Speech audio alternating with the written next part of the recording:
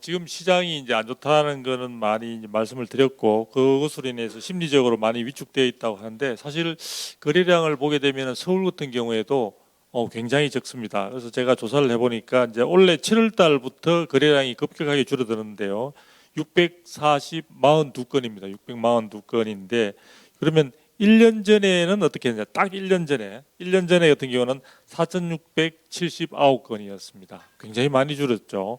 그래서 이제 이런 점들을 감안할 때 이게 2020년 12월 달에는 7,400건이 넘었어요. 7,500건 정도. 그러니까 서울 시내 같은 경우에도 사실은 그 한 달 내에 거래량이 굉장히 활발한 최고 정점을 찍을 때는 뭐 15,000건까지도 가는데 지금은 거래량이 급격하게 줄어 있는 상태에서 지금 이번 12월 달 같은 경우에는 현재까지 물론 이제 이 거래 신고 기간이 30일이라는 게 있으니까 조금 더 지켜봐야 되지만 현재 12월 달은 71건밖에 되지 않습니다. 이 서울 전체를 통틀어서 그럴 정도로 그래서 이런 부분이 주는 이제 메시지가 뭐냐면 이런 부분들을 전체적으로 그냥 시장의 가격 하락을 보여주는 가장 단적인 예다라고만 많이 언론에서는 이제 이야기를 하고 방송에서도 이야기하는 것 같더라고요. 근데 제가 보는 시각은 조금 차이가 있습니다. 제가 거주하고 있는 곳도 뉴타운, 뉴타운인 쪽인데 그쪽에서도 마찬가지인데 실제 지금 거주하고 계시는 분들 중에서 급하게 매도를 하셔야 되지 않는 분들은 그다지 지금 시장 상황에 대해서 크게 위기감을 느끼고 있는 것 같지는 않습니다. 이는 어차피 이 또한 지나가리라 이런 식으로 생각을 하고 계시는 것 같고요. 그 부분에서 우리가 다른 말로 표현한다면 지금 대부분 시장 상황에 대해서 내가 매도할 부분이 급하지 않다면 버티기 쪽으로 선택을 하는 분들이 대부분이지 않느냐. 그런 부분들을 나타내 주는 것이 바로 거래량의 아주 극소의 거래량만 있는 것이다. 즉 지금 한국부동산원에서 매주 발표하는 가격 동향 같은 경우에는 실질적으로 거래된 것을 가지고 하다 보니까 급급 매물이나 이런 쪽이 하다 보니까 과연 대표성이 없는 그 거래 사례를 가지고 가격을 평가해서 매주 발표하다 보니까 그것이 필요 이상으로 과대 좀 포장된 측면들도 있다. 예를 들면 이런 거죠. 지금 세종시 같은 경우에는 실제 한국부동산원의 자료에 의하면 2년 새 반토막 났습니다. 반토막 났고 통계 자료로 하면은 지금 올해만 경우에 누적 하락률이 12.9%, 즉 13%입니다. 이게 공식적으로 13%라면 가격이 굉장히 크게 떨어진 거거든요. 근데 우리가 한편 생각해 보십시오.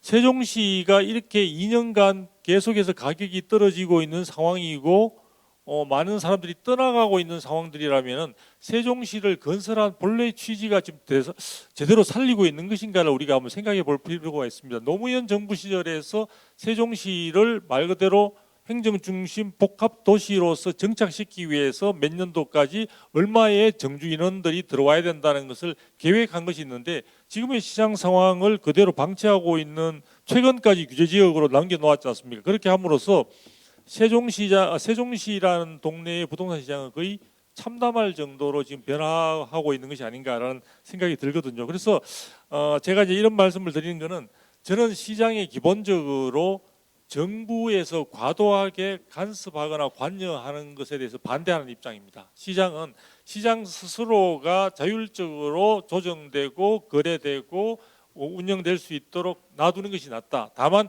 그 기본 질서, 시장의 거래 질서를 기본적인 거래 질서를 지나치게 훼손하는 그런 위법한 그런 사항에 대해서는 단호하게 적발해서 처벌해야 되지만 기본적으로는 정부가 공급이든 수요든 간에 과도하게 개입하는 것은 부작용을 낳을 수밖에 없는데 지금 지난 정부에서 5년 동안에 정말 수요를 억제시킨다는 명분으로 해서 굉장히 많은 규제가 많이 이제 시행이 되어 왔습니다. 저는 그걸 일일이 열거하고자 하는 것은 아닌데요.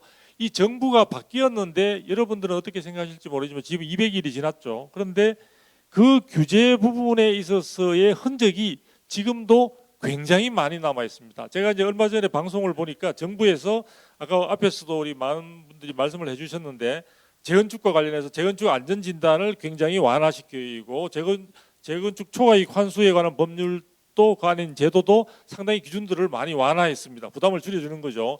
분양가 상한제 부분도 뭐 이주비라든지 이런 부분들에 있어 반영을 할 수 있도록 해서 어느 정도 탄력적으로 분양가를 산정할 수 있도록 해줬다. 종부세 관련해서도 지금 뭐 많은 혜택을 줬다 이런 이야기들이 하는데 아니 그 부분들을 왜 그렇게 하나하나의 대책들을 여야 간의 협상을 통해서 이번에 종부세 과정도 그렇죠.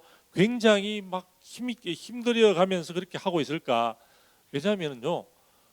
이렇게 하는 과정에서도 지금 서울과 그다음에 성남, 하남, 과천, 광명 그대로 규제 지역으로 남아 있지 않습니까? 그것을 왜 지금 또 규제 지역으로 남겨놓느냐 이거죠. 그러니까 지금 제가 드리고 하자 하는 말씀은 개별적인 그러한 규제 조치들을 완화시키는 데 힘을 빼기보다는 실질적으로 저는 규제 지역 지정 자체를 갖다가 모두 다 지금의 하락기에는 다 완화시켜주면 상당 부분이 해결해 줄 수 있는 그러한 시장 환경이 조성이 된다. 저는 골든타임을 지금 상당히 많이 놓쳤다고 생각하는데요. 지금 아까 우리 둔촌주공도 우리 청약 이야기 하셨죠. 근데 여러분들은 그걸 모르고 계세요. 둔촌주공에서 예상했던 것보다 청약 경쟁률이 뭐 최소한 뭐 10만 뭐 대군설 뭐 그다음에 10대 1 정도는 되지 않을까? 뭐 5대 1은 이하는 안 떨어지겠지 했는데 생각보다 나온 결과는 형편이 없었습니다. 그런데 그것도 잘 들여보시게 되면요. 규제 지역으로 지정된 지역에 있어 즉 조정 대상 지역으로 지정된 지역에 있어서는 세대주가 아니면 청약이 불가능해요. 지금 청약 통장 많이 갖고 계시잖아요. 가족들 가운데 내 자식들한테도 통장하시 아까 만들어 가지고 우리 김 교수님께서 말씀을 잘 해주셨는데 그렇게 통장을 하나씩 만들어 주라 해요. 다 가지고 있습니다. 그런데 그 경우에 있어서 내가 세대주인 경우에 내 세대원들은 지금 청약에 참여할 수 있느냐? 못합니다. 조정 대상 지역이 못해요.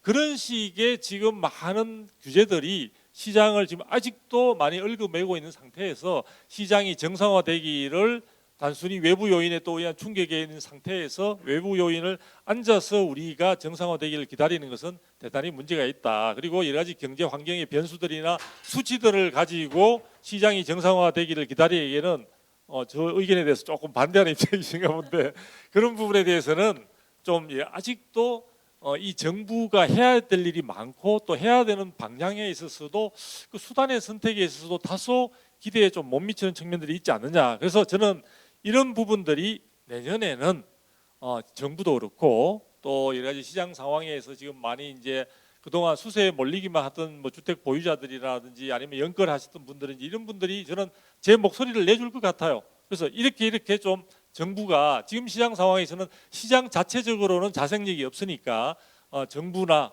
혹은 또 그 역할을 할 수 있는 여러 기관이나 이런 데서 좀 더 시장을 심층 분석해서 그에 대한 적절한 수단과 정책들을 마련해 주십사 하는 부분들이 내년에는 본물처럼 저는 터지리라고 보고요. 그런 부분에서 한국은행의 역할도 뭔가 어느 정도의 역할 부분에 있어서 미국과의 자금 유출 이런 부분도 중요하지만 지금 당장의 우리 국민, 우리 연끌족들 또 우리의 그 여러 가지 젊은 다음 세대들을 나라를 이끌어갈 세대들의 그런 부분에 대한 어려움들을 먼저 고려하고 먼저 비중 있게 다루는 그런 쪽의 정책들이 내년 하반기부터는 아까 제가 말씀드린 대로 여러 가지 그 다음에 어떤 결과를 위해서 달려가는 과정에서 많이 나오지 않을까. 그런 부분들에서 여러분들도 단순히 방관자가 아니라 이제는 우리 경제가 살아나고 우리 부동산 시장이 정상화되느냐 하는 여부는 여러분들의 관심뿐만 아니라 적극적인 목소리를 내느냐에 따라 저는 많이 달려 있을 것으로 생각이 듭니다.